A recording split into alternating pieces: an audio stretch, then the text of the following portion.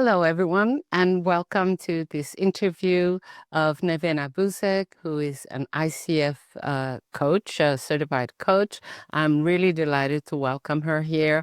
This is an event that is organized in the framework of International Coaching Week 2025, and we address all these videos and webinars that we're offering you as a development opportunity for people who work in international organizations and NGOs, but not only, for all professionals. And Nevena is a very experienced coach. She is a psychotherapy counselor. She has a specialty in leadership coaching, but also in transactional analysis. And she's extremely active. So she accumulates experience by the day. And I'm delighted to have her here. So Nevena, I would like you please to add to the little that I've said about you and maybe introduce yourself with other elements. Wow, Sava, thank you so much for that introduction. I feel very humble, and thank you for inviting me to participate in this initiative. I'm super honored to be here with you today. Thank you then. So we'll approach the topic of today, leadership in uncertainty and crisis. And these are very interrelated, and you'll tell us more about them. And I know that you've done work on this topic and that you actually give workshops, leadership development workshops on this topic.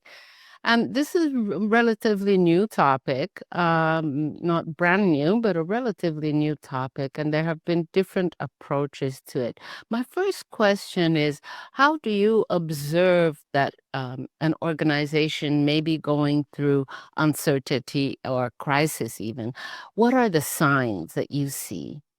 Thank you for mentioning that, because it's not a brand new topic, but it is definitely a different kind of uncertainty and crisis that we are seeing nowadays than before. So I've been working with leaders in multinational companies since the time before COVID. And back then, I remember it was a lot about strategy, performance, make a high-performing teams, innovations, and so on.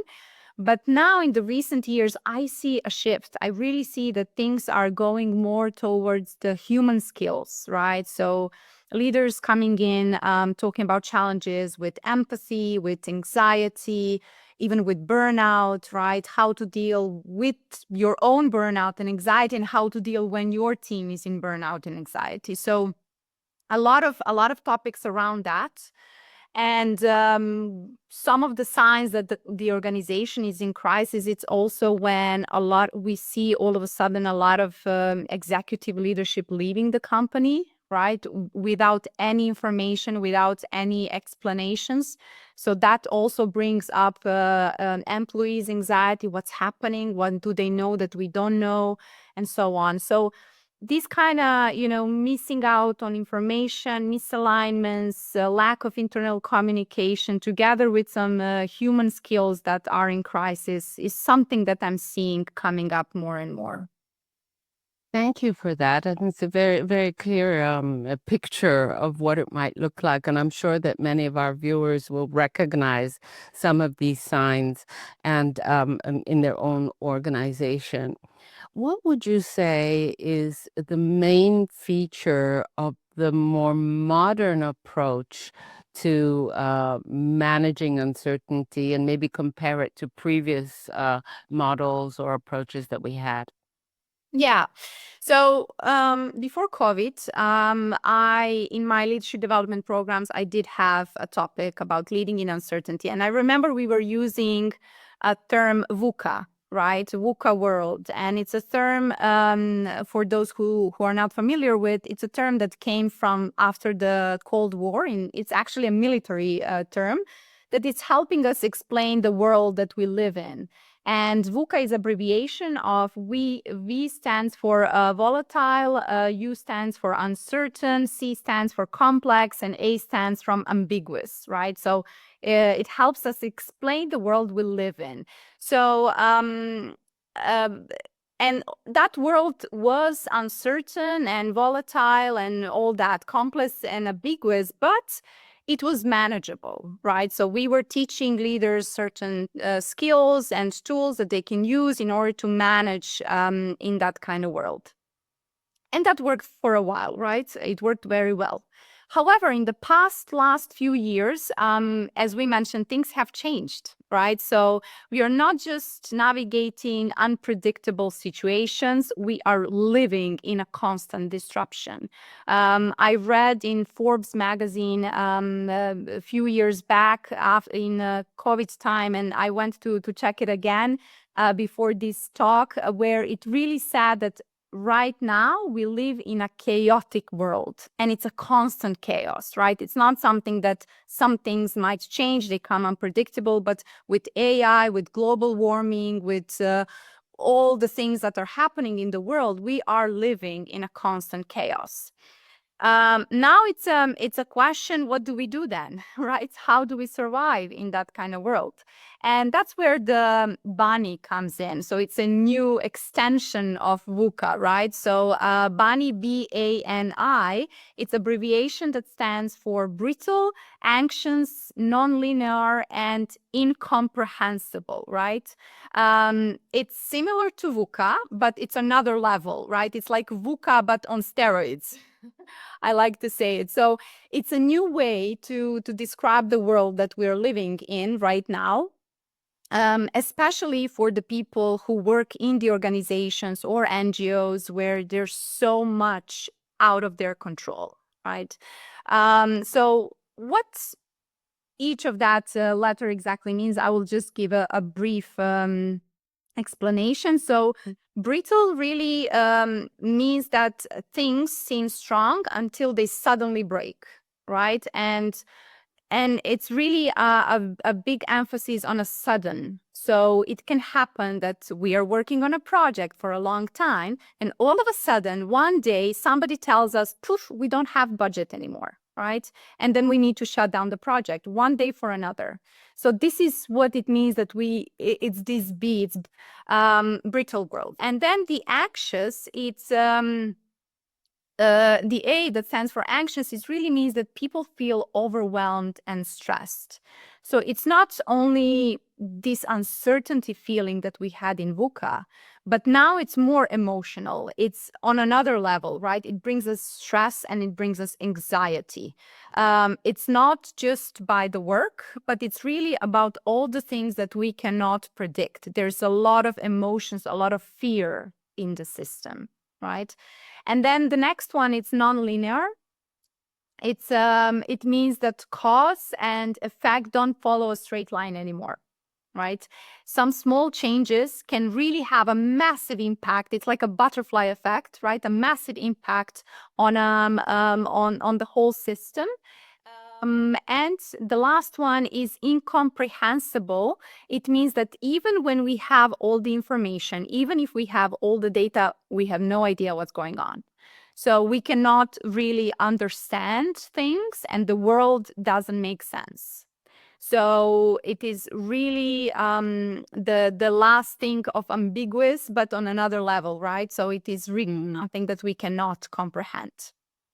So VUCA talked about instability, and BANI now talks about fragility, stress, and this really emotional impact that this kind of world has on us. And this is that shift that we spoke about at the beginning of the conversation, where we see the shift from strategic instability, system instability, into the more emotional, human feeling instability that we are feeling now, that it's on a completely different level.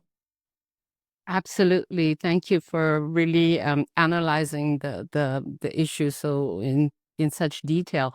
What I feel is that VUCA was created in a world where people were presumed to still have their full cognitive capabilities. Leaders would be able to analyze the volatility or the uncertainty, etc., and then come up with a solution. Whereas today, this great emotional impact that the a chaotic world is having on people, leaders and employees at all levels for that matter. It also implies sort of a less sharp capability of thinking. Clear thinking is impaired when people are very stressed out. So I think that a big challenge that leaders have, not only to face the problems outside, to meet the challenges that are facing them, but also to manage themselves in order to be able to stay afloat in this very chaotic world. So thank you very much for that. And as you work with these leaders, tell me a little more about actually, how you work with them, how you help them develop the skills that they need, and maybe what are the skills that they need. Yeah. So there is a book that actually my partner recommended to me, that it's called Ishmael, by Daniel Quinn. It's an older book, but it's a great book. And I would use that philosophy from the book to connect it with what we're talking about today, right? There's one line that says, "You're captives of a civilizational system that more or less compels you to go on destroying the world in order to live," right? It talks about why our system feels so brittle and unsustainable today, right? We live in unsustainable world. We are destroying everything around us without any implications what's going to happen tomorrow for later generations. And the book talks about how we built ways of working that goes against natural limits, right? We are not following laws of nature like other animals and other species in the world, right? And it says that when crisis hits, that kind of world snaps. And we are right now not thinking about it, right?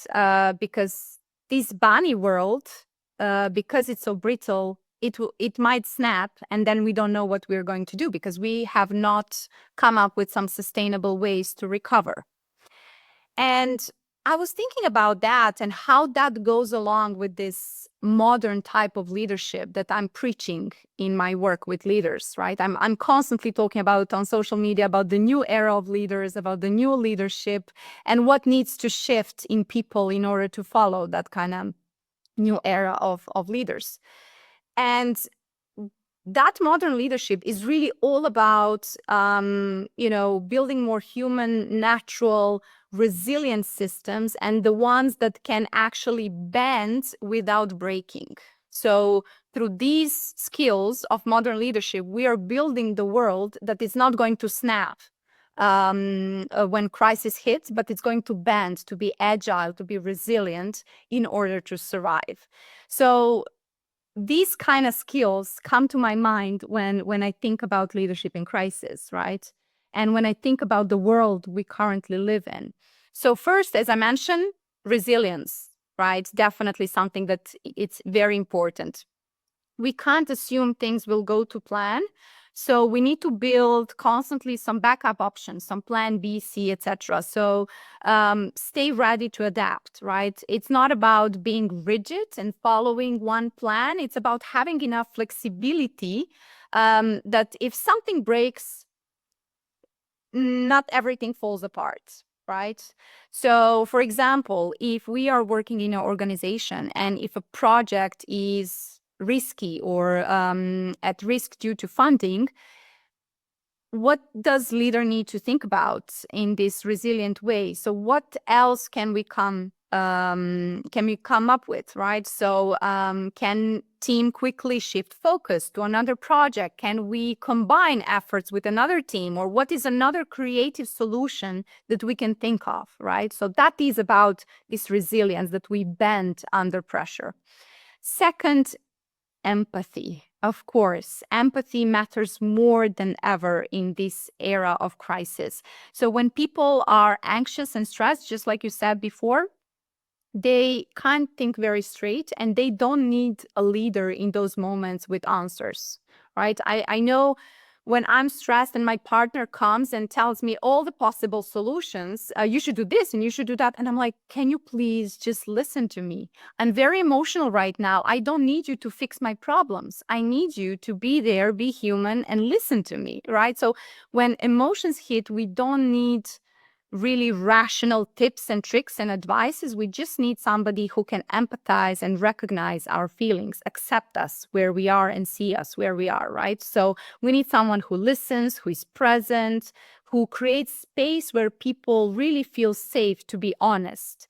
And that's also something that builds psychological safety and trust in the team. So teams who have psychological safety, that kind of teams can survive the crisis, right? So start a meeting with simple asking, what's on your mind today? Or what do you need from me? You know, something like that. Third skill, definitely to stay agile, right? In this new Banny world, in this non-linear world, those small actions can have huge impact, right? And big plans can lead anywhere. So rather than aiming to be perfect, we need to try small experiments. We need to try, to things out, learn quickly, adjust quickly, learn from learn from our lessons, learn from our mistakes, and think of launching a mini version of a program to test it before scaling and something like that, right? And also encourage the team to make mistakes as part of learning curve, not as failures. And another skill that comes to my mind, and it's something that is so important, is really humility and, just intuition, perhaps even, right? So sometimes we might not have the full picture. We might not have all information. So instead of going into perfection and waiting to have 100% of data to analyze everything, instead of going into this analyze paralyze, we really be just humans and say, hey, I here's what I don't know, but I will figure it out, right? So be honest, be grounded, and willing to listen is far more valuable than trying to be hero with all the answers and somebody who is perfect. Thank you, Nevena. And so, it sort of sounds counterintuitive for some leaders when in an emergency or when in uncertainty or when in crisis to sort of slow down a bit and take that time to create the space and to listen to people. Because of the stress and the pressure, they might be pushed to, give the orders and push people to go faster and push people to produce more, etc., whatever. That's typically the reaction of a stressed out boss. And so, in all the new leadership approaches are advocating for the creation of a safe space, for taking the time to listen, for taking the time to reflect on things. And so, how do you um, advocate for this, and how do you bring leaders into this more reflective and more paced and more human way of approaching problems, which is better for times of crisis? Yeah.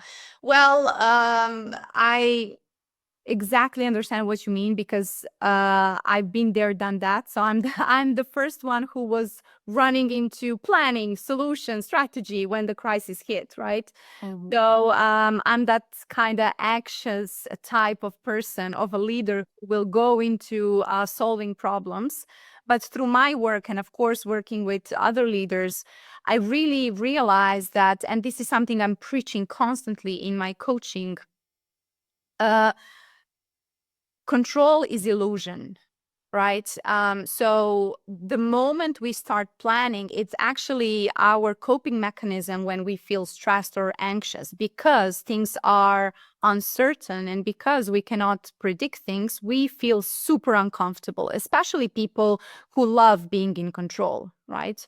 So our first kind of instinct is to run into planning because, for example, me, when I feel anxious, I start doing to-do lists and start crossing over everything I've done. And I'm like, yes, I have everything under control, right? It's absolutely normal human reaction. So first thing, I want people to understand that control is illusion and that it's our natural response to anxiety and stress and uncertainty, really. So, and the second thing I want leaders to understand is that your team doesn't need you to be in a control, right? They do need information, but they don't need all the answers. Sometimes it's really enough to say, I don't know. I don't have information. This is what I know what's happening right now. And I will try to figure it out, but I don't know. And it really gives them this calmness and trust that, okay, we will figure this out together. So, something that I really, advise my leaders to do is to do a little exercise with the team where they will do like identifying what is in our area of influence and what can we control and what is not, and we just need to accept it, right? So sometimes it's easier for people just to have these small things on the paper that they know, aha, okay, this part is in my scope of control. I cannot influence organizational decisions. I cannot influence the budget. I cannot influence even what happens in a political sense in the world that might impact my project, my position, etc. But I can control this. I can control my performance. I can control what I do day to day, and really, do a simple exercise with the team, help your team sort out what they can control, what they can influence, or what they must accept, right? And this really reduces the feeling of overwhelm and anxiety.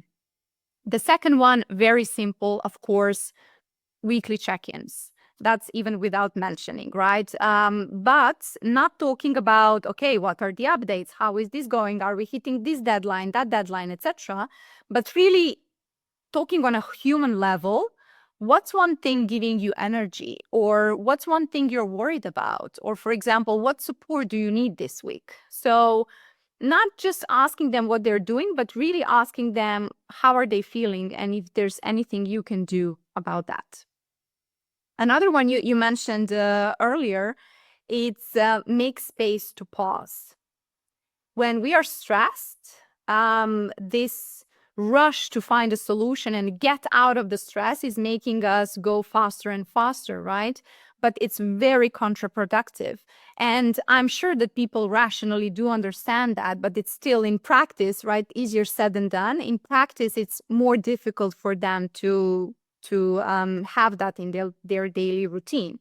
So what helps me, for example, I set up, as you see, I'm a very cognitive person. So I set up a schedule for myself where I will do a gratitude journaling, where I will do really reflection, what happened that day, what gave me energy, what stressed me out, and really make space for yourself to pause.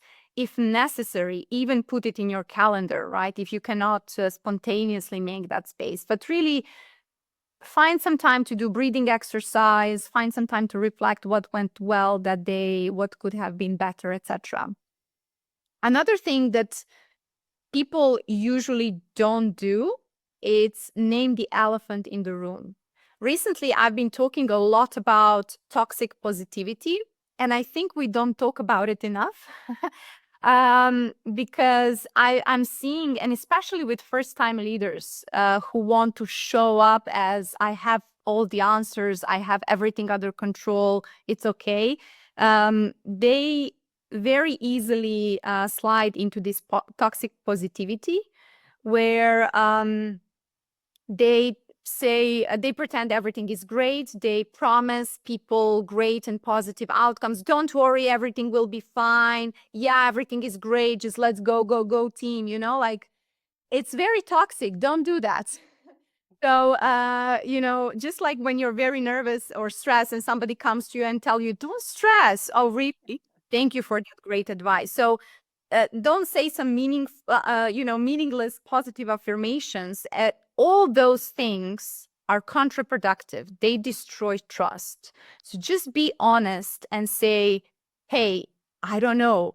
Here is what I know, and here is what we're still figuring out. I understand you are feeling stressed. I'm also feeling stressed. Like, be vulnerable. Also talk about your own anxiety, your own stress, right? So acknowledge the people's stress. Don't gaslight it. Don't ignore it, but really acknowledge what's happening and then shift to action. And then offer, like, okay, this is what we can control, and this is what we're going to be doing in the next 2, 3, 6 months, right? So say, yes, it's hard, and here's how we can respond to it together as a team. So don't run away from negative emotions. And lead with purpose, really. First thing I do when I do team coaching is I talk about team's purpose, right? I believe that every relationship thrives when people have a common purpose, right? Also, when you do a marriage counseling, this is one of the things that the therapist brings up, right? Because when two people who are married, they don't understand why are they together, they grow apart, right? So it's the same thing with every relationship. The why behind it, it's extremely important, especially in crisis. So I would suggest leaders to really remind teams, why are we here, especially in NGOs, so who are there because of the bigger purpose. I suggest really talking about that, emphasizing about that, and motivate the team through the common purpose. And create decision space, empower people to act where they can. So in times of maybe budget cuts or freezes, people often freeze too, and give small, clear zones of ownership and control that will help people reduce this anxiety. So distribute the roles and responsibilities in a way that give people ownership and that makes them feel in control of their scope and their tasks.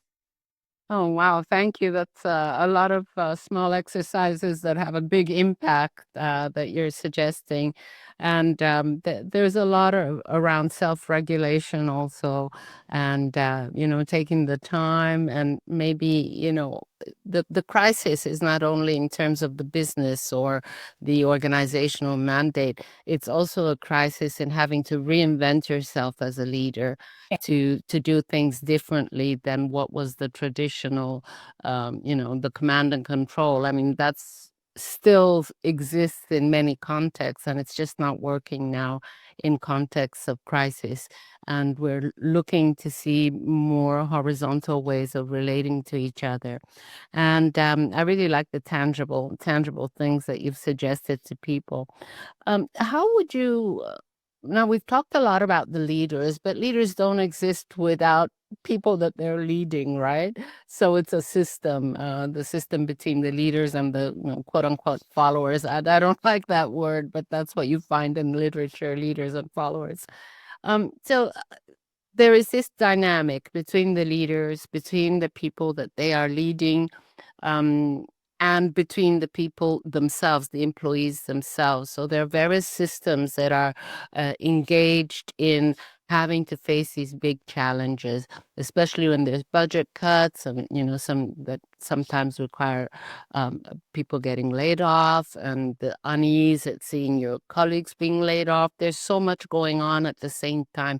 From your perspective, both as an expert leadership coach and a psychotherapist counselor, what advice or maybe simple insights can you give on the relationship between the leaders, the employees in a system that is living in very uncertain times? How does this system work in a more harmonious way possible?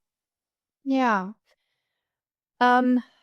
I think of leadership not as so much as a title, but really a presence and skills. So I would say all these skills that we were talking about when we spoke about leadership can really be, taking into consideration when we talk about employees or followers, as you mentioned. I don't like that word either. So first things first, don't run away from what you're feeling. So that's also something that every therapist or every coach will tell you. Sit with your emotions, acknowledge them. That is extremely important. Don't run away into more work and more things just to run away of your feelings, but really sit with them and understand that it's okay that you're feeling this way, and understand what's happening right now, and just work on your own self-awareness. I would say take some time to reflect and then go back to that purpose. Understand, why are you there, what motivates you, what values do you have. If that organization is not aligned with your values anymore, if that system is not aligned with your values anymore, maybe it's a time for a change. And maybe what's happening right now is your blessing in disguise. I know right now that seems very, super positive and not very tangible. And probably for the people who are feeling very stressed, they are having difficult times to think in a positive way. But I went to a couple of transformations in my life, career ones. And I can always say that it went for the better, even if it didn't feel that way in that moment, right? But it's very important to acknowledge that we are in this together. So it's happening to all of us in the team, in the department, in the organization. And all we can do is try to be self-aware, to try to stay resilient, help each other through networking, finding new things, finding new projects, or even with the coaching and therapy and counseling. So just take care of yourself first and foremost. And once you understand what is in your control, how you feel, why you feel like that, what do you need in that moment, then think about the action steps, what can be done in that moment. So I would say this bunny world can sound very heavy and negative, but it also shows us what kind of leaders and people the world needs now, right? Not the perfect ones, not the superheroes that are going to save this world and with having all the answers, but really human leaders and humans who are present, clear, and brave enough to lead through uncertainty together, or the teams who are able to be together and go through that uncertainty as a team. We may not be able to control the chaos, and that's okay. Spoiler alert.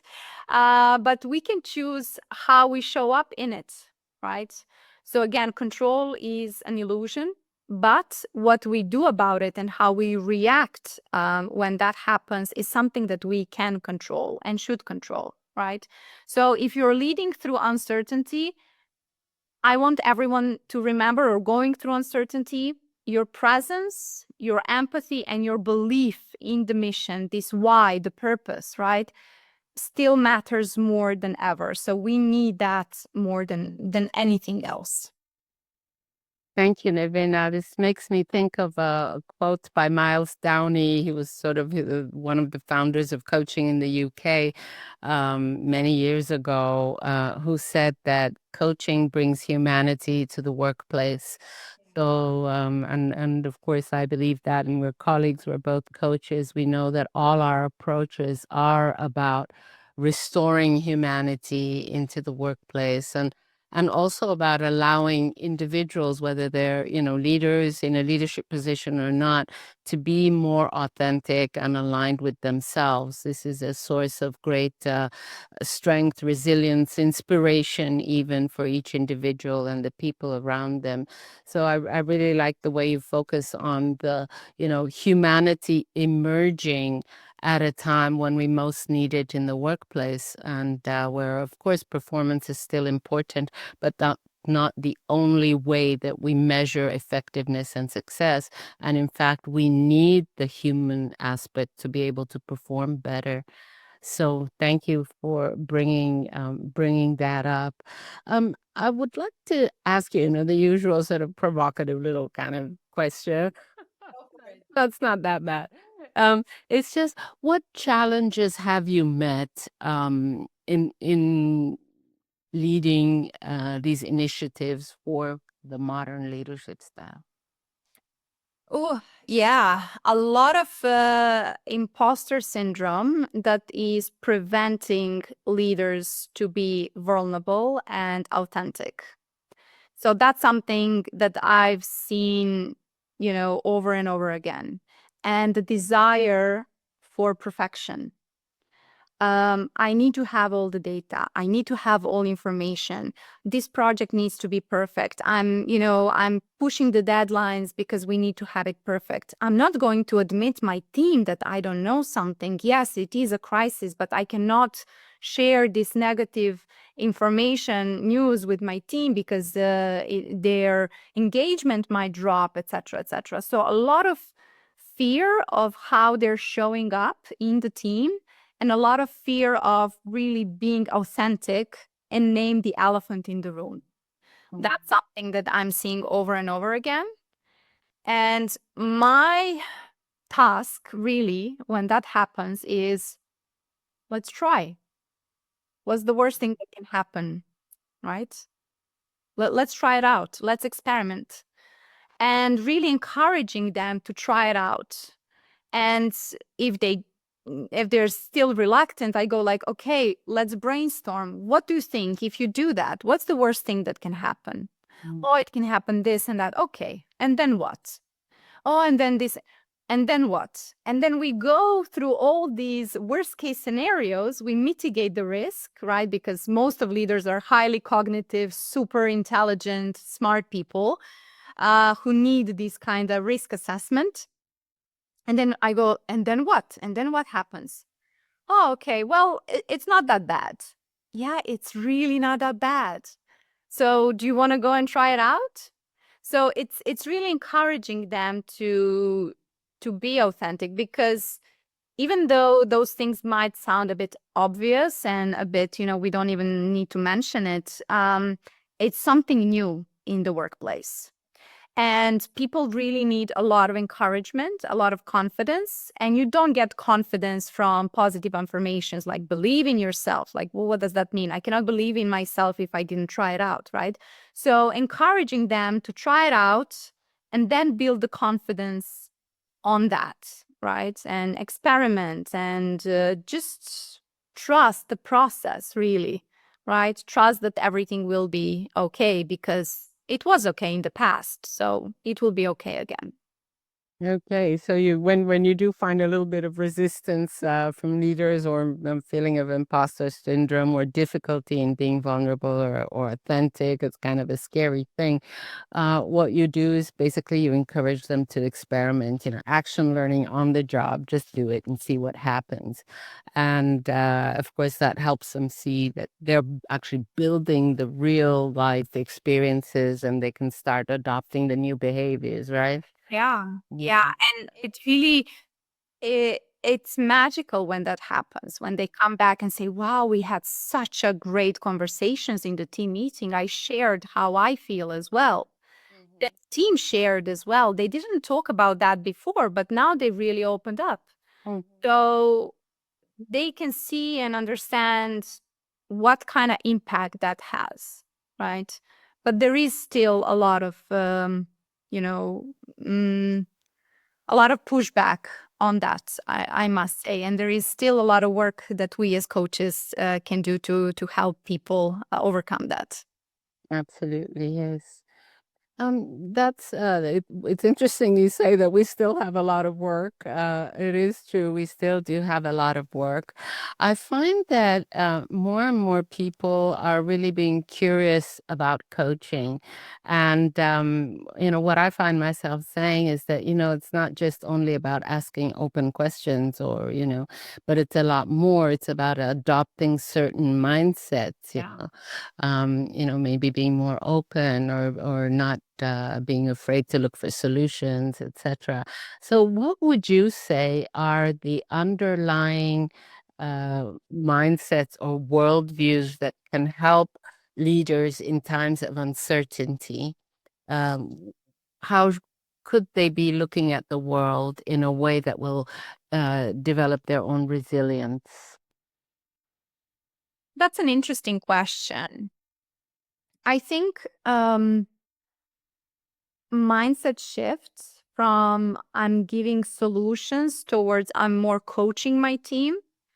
It's interesting now that you said that more and more people are interested in coaching. Yes, because it's really needed. We see use of coaching everywhere, right? In the organizations, not only in personal life, but also leaders can and should be coaches. So I believe seeing the impact of coaching and that mindset shift of I'm not providing answers, I'm not telling people what to do, but more of I'm coaching them to come to a solution by themselves, right? I'm facilitating impactful conversations and I'm there for them, to go through this uncertainty together.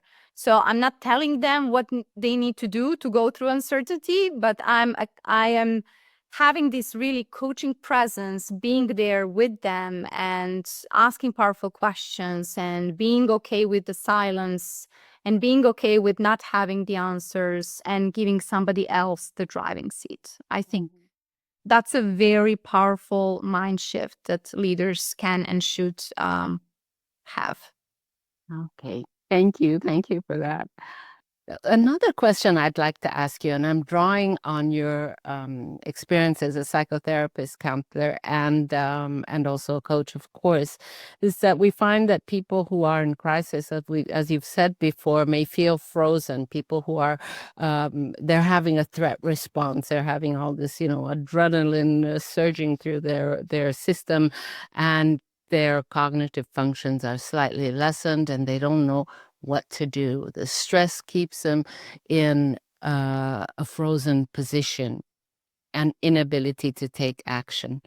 And this is really a pity because in this kind of situation, we need the dynamism. We need people to be clear and energized to take action as far as possible. What tips or exercises can you suggest to come out of this feeling of being blocked and frozen? Yeah. Um, I think if we see someone who is really having this also physical symptoms, physical reaction to being frozen and being stuck, I would suggest first some, body exercises to get out of that zone, right? So mindfulness, breathing, meditation, something just to regulate the nervous system so we could go into a deeper work. Once that's done, once the person regulated the nervous system, then we go into, okay, let's identify what's happening.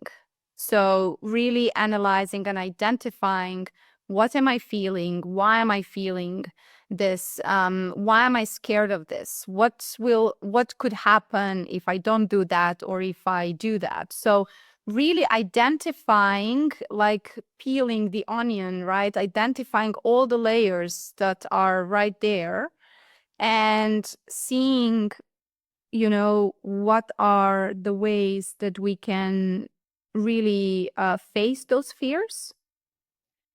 And what I've seen extremely useful when I work with fears, we create a scenario when that worst thing happened. We imagine that. And then we see what is the reality, right? What is happening? What is the situation? So for example, um, just like when you have somebody who is afraid of flying, you put them on the airplane, right? You work with them to make them capable. And then once you come to that level that, okay, I'm ready to do that now, you put them on the airplane. So it's a similar way how we do that as well in the sessions. We first, as I mentioned, regulate the nervous system, physically empower the person to be okay and healthy to go into these analysis. Then we go into investigation. So what are we feeling here? Well, what voices do we hear in the room, right? What's really happening? And then when we identify that, we see, okay, so what's the worst thing that can happen? So, and then what, right? I found that particular practice to be extremely powerful because people, um, the basic people need is to survive and be okay. And then when they see that even if that happens, even if I lose my job, even if I go on the unemployment office, even if this partner leaves me, even if I lose this promotion, etc., I will survive. I'll be okay because I survived some other challenges in the past. So facing those situations and realizing that, okay, even if that happens, nothing so bad will happen. I will survive. It's really, really powerful. Mm.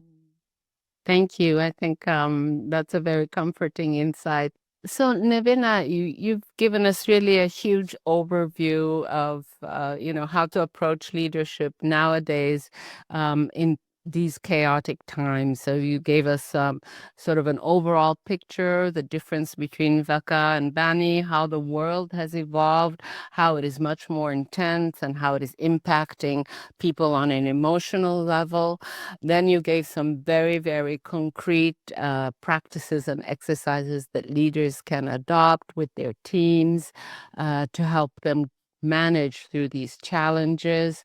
You've talked about the skills that are needed by leaders, and then we gradually funneled into the actual individual self-management, self-regulation techniques that are useful in these times. So, we went from the big picture to each individual, which is very important because organizations are made of people, of individual people. So thank you for giving us all these tips. And now I'd like to revert back a little bit, go back into more systemic organizational level and ask you, what kind of conversations do you have with HR professionals who are sort of responsible for change management and for performance and for also well-being of employees? What kind of conversations, what kind of topics do you address with them to go forward in this area? Thank you for mentioning that because I believe it's very important to also tackle that part of the organization, right? The system and HR who is supporting all those people. So one of the big topics that I see that it's happening right now is coaching for HR, and more companies are requesting me to do that kind of training programs for their HR departments, which I think it's fantastic because HR BPs and people who work with people should really have these kind of skills, not only leaders. So that's one of the conversations that I'm having and where I see a big change that makes me very happy. And another thing is how to really make data-driven decisions. So how can we use things that we have in place, surveys and other analytics, in order to create a strategy how to support people in these kind of times, how to support people's development, what kind of skills they need, or different kind of well-being support they might need. So helping them understand the data and based on that, create powerful and impactful strategies. Well, thank you very much for that, Nevena. So we've come full circle, I guess. We've covered everything. And so what I'd like to ask you, it'll be my last question, but what else would you like to add to close our session? Yeah, I really enjoyed this. Thank you for inviting me to talk about this very, very important topic. Um, I would just like to encourage all leaders and people who are going through these kind of uncertain times to really take all what we spoke about right now, because those are scientific proven data, so the data-based things that we mentioned today, and really develop these kind of skills and not be afraid to show off more human and more vulnerable and create this more empathetic leadership and more human leadership in the workplace, because it will create better outcomes for themselves, for their own well-being, but also for their team's well-being. Thank you very much, Nevena, and I hope our audience have heard and that they will follow your great tips and understand your insights. I want to thank Nevena Buzek for giving us so much information and so much encouragement to help us during these times of uncertainty. Thank you, Nevena, and see you soon. Thank you.